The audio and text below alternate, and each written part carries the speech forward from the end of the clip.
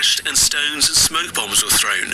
French law bans the country's fishermen from taking scallops for 6 months of the year to conserve stocks, but British boats can fish for the molluscs all year round. BBC News. Many thanks for the latest. Hello and welcome to Newsday. Lawrence and Shaima with you this morning. Great to have you with us. How exercise could save the world, or at least a quarter of its population. How big taxes can damage your share price, and how a clever drone can warn you about sharks by telling you the difference between a shark and a dolphin. All of that is coming up in this half hour of Newsday.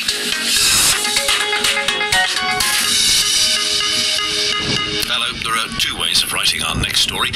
More than 1 billion people could live longer if they took more exercise. However, that also means that a quarter of us risk illness and early death because we're not getting enough exercise. It's according to major and extensive research by the World Health Organization. Who's at risk and what should we do about it? The author is Dr. Fiona Bull, and she joins us now, I'm happy to say. The top line that many people have extracted from this, Dr. Bull, is that there is a high-income, low-income country division in mortality rates. Could you just walk us through that? Yes, good morning. Certainly these data show this big difference as countries develop economically, and we measure that through gross domestic product, GDP. We see this difference in levels of physical activity. High-income countries are less active than low-income countries, and that's 36% in high-income countries and 16% in low-income countries. And this starts to give us a clue about some of the changes that are going on as we develop economically, and globalization, urbanization, and how it's affecting, perhaps unintendedly, but it's affecting the way we live our lives, and that includes physical inactivity. And exercise meaning what? For example, I don't know, walking for the bus rather than driving, that kind of thing. What sort of details would you choose to select?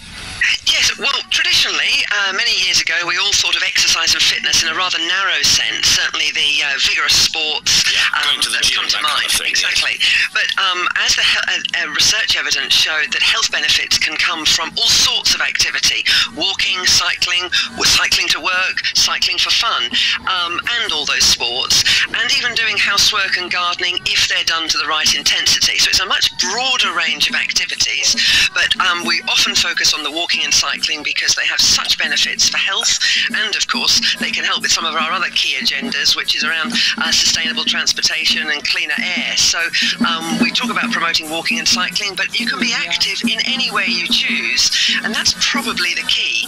Choosing something you enjoy, whether that's team sports, even yoga can have great benefits for muscular strength and flexibility, but being aerobically active 150 minutes a week is very important for everyone. Okay, that's the take-home, 150 minutes a week. What is the correlation to illness, however? And I'm assuming that it's a correlation rather than a causation that you can prove. No, we have shown causation through experimental trials, as well as the large cohort studies that show associations and correlations. So there is a very strong evidence, and that's why WHO has got global guidelines around this 150 minutes of moderate intensity. You can do it through achieving vigorous intensity, and it's a shorter amount because of the difference in intensity. But the evidence shows that you can protect yourself against heart disease, stroke, diabetes, some cancers, and more recently, improve mental health and well-being, delay the onset of dementia, and of course, social health by interacting with people and having fun. So physical, social, and mental health benefits are available to all, from children through to older age. Now, you're raising a warning. One thing that's interesting is the responsibility for change. Is it with the individual or with society? For a long time, it's been a focus on the individual, and this report, and of course our global strategy on physical activity launched this year, really points to the fact societal change is needed, specifically in the environment. We need access to the places we can be active, walking, and in many low-income, middle-income countries where rapid change is taking place, economic development, it's coming at a consequence of building communities which provide enough open space, parks, and green areas for play and recreation, but also walking infrastructure, cycling infrastructure. Well, we know what's going to happen, sorry to interrupt, but we know what's going to happen, that economic development, particularly for a developing country, will always be given priority over what I suppose the government would say is slightly more nebulous ideas of health. Well, it's certainly not nebulous, because the cost of non-communicable disease disease, the chronic disease we're talking about this morning, is enormous, and countries, ministries of health, and indeed heads of state are really beginning to realise. And that's interesting. So then what you're doing is you're making a financial argument to back up your position. Another financial argument. Okay. Absolutely. And indeed, if I could pick up your point, the true costs of the development, some of the urban renewal and urban development we're seeing, is not accounting for the later causes of ill health by inactivity and other consequences. So costs today in infrastructure are causing higher burden on health later, and we're designing those futures. And a very brief question for you: would you rather that we introduce a story saying more than 1 billion people could live longer, or more than 1 billion of us are at risk of dying early if we don't get exercise? Whichever gets the political attention and raises the priority and engages the community in a discussion about this, it certainly is true in both ways you phrase it. Thank you very much indeed, Dr. Fiona Bull. Excellent roundup of the research that she's been presiding over. Major data released by the World Health Organization into the, as she was saying, not just a correlation, the causation of better health from more exercise, and why as we get richer, we do less exercise. You've been warned. Let's take you to Libya now. The UN says it's brokered a peace agreement in the Libyan capital, Tripoli. More than 50 people have been killed in the last week of fighting between rival militia groups. So what's it like living in the Libyan capital now? Let's speak to Walid Al-Hawdari. He is living, or trying to live, in Tripoli. He works for a Human Rights Commission. Walid, good to have you with us. Just give me an idea about what it's been like this morning, for example. Have you heard any gunfire since that ceasefire has been brokered? Hi, good morning. No, actually, it's been very quiet, but the quietness that we're actually living through in Libya since yesterday looks a bit like being in the middle of an eye of a storm.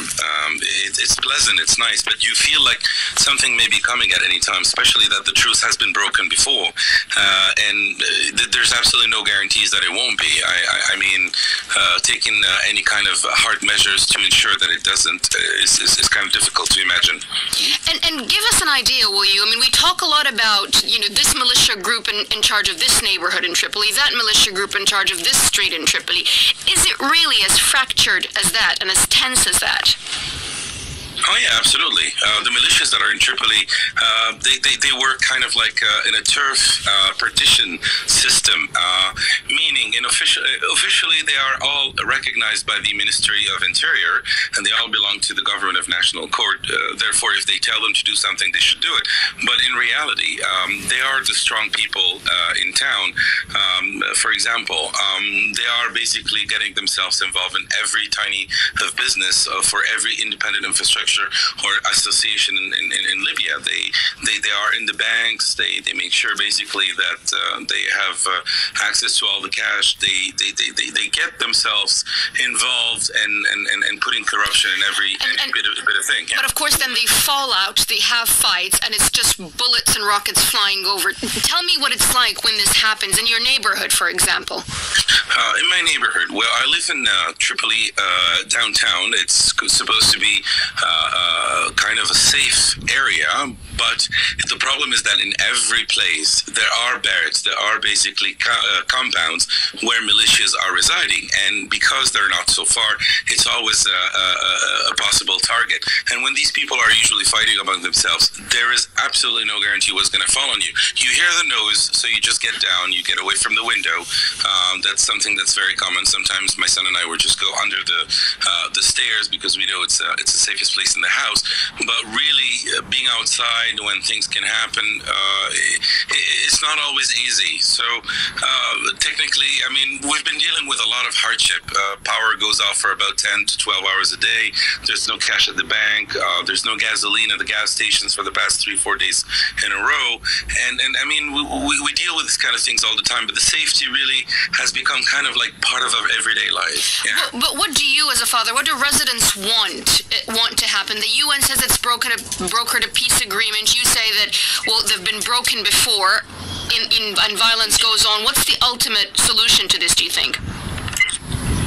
Well, the idea is basically we wish that the country could function just like a normal country. The most basic needs have not been fulfilled by this government because of the... 哇，不像了，第二杯。WBEZ is supported by the Chicago Community Trust, a community foundation that expands the reach and influence of philanthropy through donor-advised funds. More at cct.org/advisor. Every organization has been unable to work. When when you go to the bank and there's absolutely no cash, and when you start basically looking for supplies and you can't even afford them, there's an inflation for the for the basically local currency, and at the end you have absolutely no safety. Let's just say that if you walk down the street and you get arrested basically by one of the militias for any personal reason, right, there's no rule of law, and therefore even if the government actually issues a paper and says you have to release that person, they just do whatever they want. There's no guarantee for your